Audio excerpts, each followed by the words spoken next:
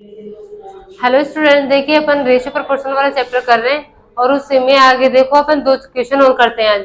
ठीक है, देखो आपको क्वेश्चन क्या दे रखा है, तीन संख्याओं का योग दे रखा है 252। मैंने मान लिया कि तीन संख्या है आपकी ए प्लस बी प्लस सी। कितना दे रखा है आपको?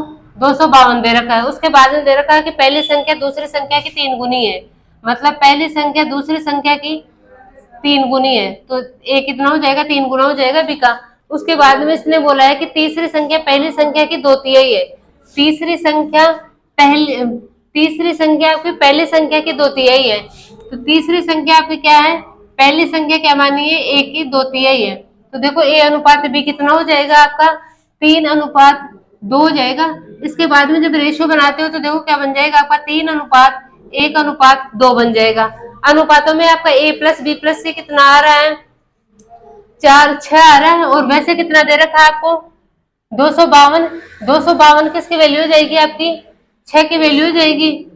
और आपको पूछा क्या है? दूसरी संख्या पूछा है। दूसरी संख्या के लिए आप किससे मल्टीप्लाई कर दोगे? 1 से कर दोगे। देखो 6 से काटोगे 4 बार कट जाएगा, 6 दूना 12 कितना आ जाएगा आपके? बी की वैल्यू कितनी आ जाएगी? 42 आ जाएगी। ऐसे ही आप देखो सेकंड क्वेश्चन को करते हो तो इसमें क्या दे रखा है कि तीन संख्याओं को योग दे रखा है आपको ए प्लस बी प्लस सी कितना दे रखा है? 21 दे रखा है। पहली संख्या दूसरी संख्या की 1/2 है।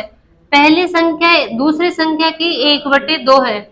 और इसके बाद में दे रखा है कि तीसरी संख्या दूसरी संख्या के 1/4 गुना है। तीसरी संख्या दूसरी संख्या के 1/4 गुना है। अब इनका रेशियो बनाओगी तो देखो ए अनुपात बी कितना आपका? 1:2 है। और बी अनुपात सी कितना हो जाएगा आपका? 4:1 हो जाएगा। देखो बी यहाँ पे सेम नहीं है, तो सेम बनाने के लिए इसको पूरी को मैं 2 से मल्टीप्लाई कर देती हूँ। तो ए तो कितना बन जाएगा आपका? 2। बी कितना बन जाएगा? 4 बन जाएगा दोनों जगह। तो देखो ए कितना हो जाएगा? ए अनुपात बी अनुपात सी कितना हो जाएगा? 2:4:1। ठीक है। इसके बाद में देखो तीनों का योग आपको क्या दे रखा है? 21 दे रखा है। लेकिन अनुपातों में तीनों का योग कितना आया? 7। तो 21 किसकी वैल्यू जाएगी? 7 की। इसके बाद में आपको पूछा है कि दूसरी संख्या पता करो, तो दूसरी संख्या पे क्या है? 4 है।